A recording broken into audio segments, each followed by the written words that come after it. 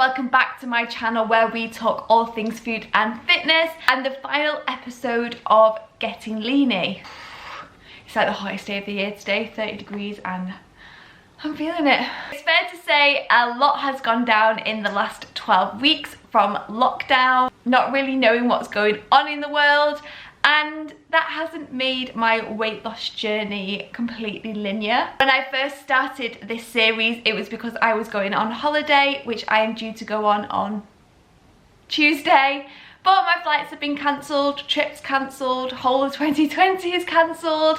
But I've just continued on this journey anyway to see what I can achieve at home during lockdown, working out from home. I can give you a bit of a summary to round up Getting Leany. There's a fly flying around here. Standard, this episode will include sort of what I've been eating. I'll round it up by talking about my results, my weight loss, how I'm feeling, what the current situation is at the moment in terms of like the gym and stuff, and what I am going to be doing going forward. Apologies in advance if I'm like a sweaty mess throughout this video. Nevertheless, let's get started with breakfast. The first meal of the day, and my favourite meal of the day, is breakfast. If you've watched any of my other YouTube videos, you will know that for breakfast, typically I have oats or pancakes. I am always hungriest in the morning, so I always try and make sure I pack my breakfast with protein, carbs and fats. I have got some chocolate overnight oats here, some berries and some almond butter, and I also added a little bit of this 0-calorie peanut butter syrup. Another little tip, I eat my breakfast and also my desserts as well with a little teaspoon because I feel like it makes it last longer. I'm now going to enjoy this and then I will see you in a few hours for my lunch. It is lunchtime, and I don't know about anybody else, but when it's this hot, I don't really tend to get very hungry. I just happened to look at the clock and thought, oh, it's lunchtime, probably should have some lunch. So I am going to show you what I have got for lunch. It's protein packed, it's got lots of healthy fats, and also a little sweet treat for afterwards. Okay, so lunch part A, we have got a chicken and egg salad. We've got some mixed beans in there, some shredded carrot, some cucumber, and some smashed up avocado. So that is my salad. Little sweet treat, I've just got half of a cinnamon and raisin bagel with some strawberries on top, and I was too lazy to put some butter on it, so I've just put some more of that peanut butter syrup. So there is my lunch for this afternoon. So I've actually found a nice cool spot in the house, just randomly sat on my stairs. But I have just got back from Sainsbury's and they do a really good chocolate selection, more specifically a really good dark chocolate selection. So I just thought I'd show you some of the chocolate that I picked up. Some of them are my OGs and ones I always gravitate towards, and I bought a couple that I've actually never tried before. So Lindt 90%, as you'll see, this is mostly gone. This is a great dark chocolate option. It is 90% extreme dark. Per 100 grams there is only 7 grams of sugar, so I love this one. I love dipping it in tea and then sucking it. Don't know why I needed to tell you that. Another OG is the Montezuma Absolute Black, and this time I went for the orange and cacao nib one. This is really, really tasty. It's really rich and I just love anything chocolate orange. And in terms of sugar, this one's actually only got 3 grams of sugar per 100 grams, so even less than the Lindt. I picked up a couple that I've never tried before. This is the Godiva, I think that's how you pronounce it. Again, it is 90% dark chocolate. This one is a little bit higher in sugar. It is 9.8, and it's because the difference is this actually does have a little bit of sugar in it, whereas like the Montezuma one, that's got no sugar at all. Last but not least, this is Sainsbury's own 90% dark chocolate, and it's a Ugandan dark chocolate. Says it's intense and smoky. And this is the highest sugar content with 10.4 grams of sugar in 100 grams. I don't worry too much because typically with dark chocolate I can only have maybe 1-2 squares because it is so rich. I don't know who I was kidding, I'm just going to end up doing a taste test. I was like, no, I won't do a taste test, but I got it open now. So let's try the Godiva one. I'll just have a little bite of it. That is really good actually, it's really smooth. Luxuriously smooth. I agree. I'll try the Ugandan one. Really big squares. It is also very smooth. I would say the, oh, I would say the Godiva one has got more flavour. And they're pretty similar in colour. The Godiva one is a lot more smooth and in my opinion has got more flavour. The Ugandan one, the Sainsbury's one, I would say on the initial bite it hasn't got much flavour, but then now that I've actually swallowed it and it's still in my mouth, then it is really like that deep, rich dark chocolate. If I had to choose, I would go for this one, and it's actually got the least sugar in it. So I hope that little what I eat in a day has given you a good idea of what I am eating currently. So I do tend to stick to the same things. So I've got oats for breakfast. I went through an omelette phase, but now we're onto a salad phase.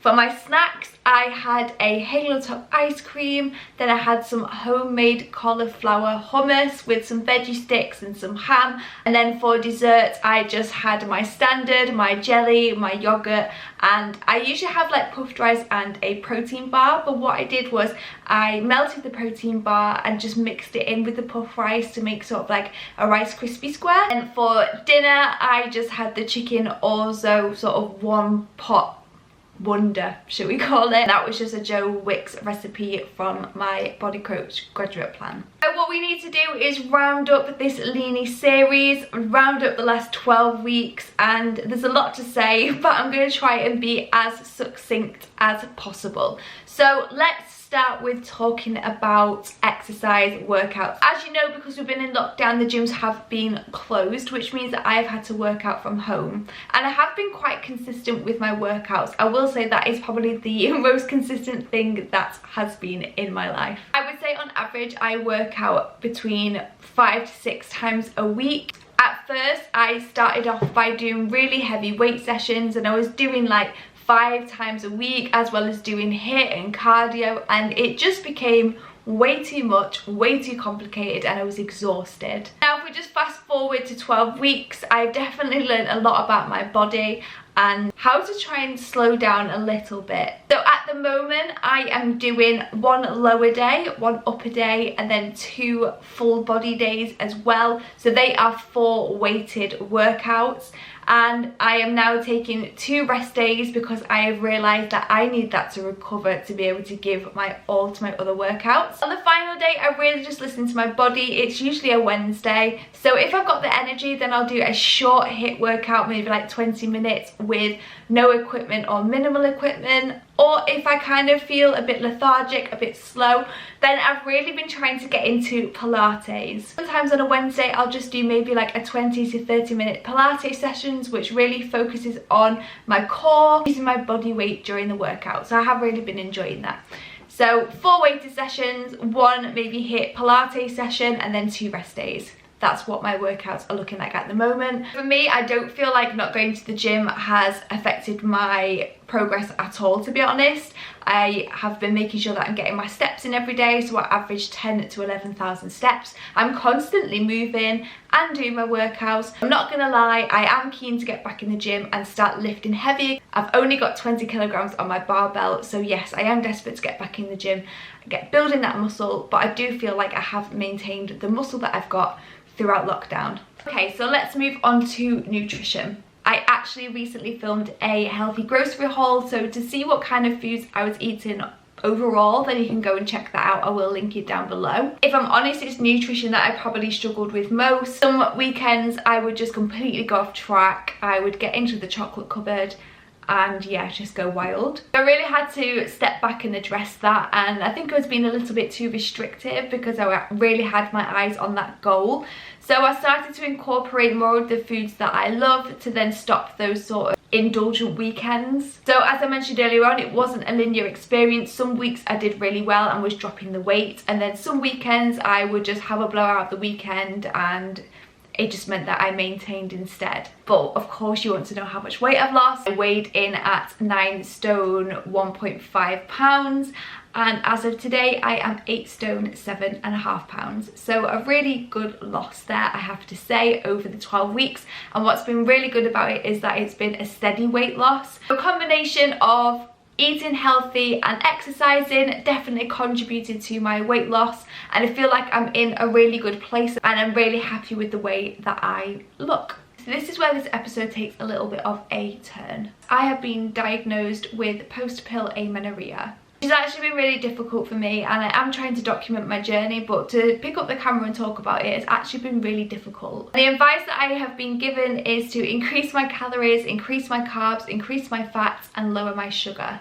As you can imagine, I feel like I've put all this hard work in to get into a place where I'm really happy, and now because I need to work on balancing my hormones, I've now got to sort of reverse back and try and put a little bit more weight on to see whether that helps bring my period back. So yeah, this isn't sort of the ending that I anticipated at all. I thought that I was going to be, woohoo, I look amazing and I'm so happy, and actually my body isn't functioning the way that it should be. This is proof that if you are in a calorie deficit and you exercise and you keep active, yes, you can lose weight. It is doable. But I'm going to be documenting my journey to try and get my period back. Already posted on Instagram, and the support has been amazing from everybody, so thank you so much if you follow me on Instagram. If you don't, I'll pop it here. Go and follow if you want to follow my journey and my next steps to healing my body, nourishing my body to make sure that my hormones are balanced, is working properly, I get my period back, and we can start focusing on #MILFLife.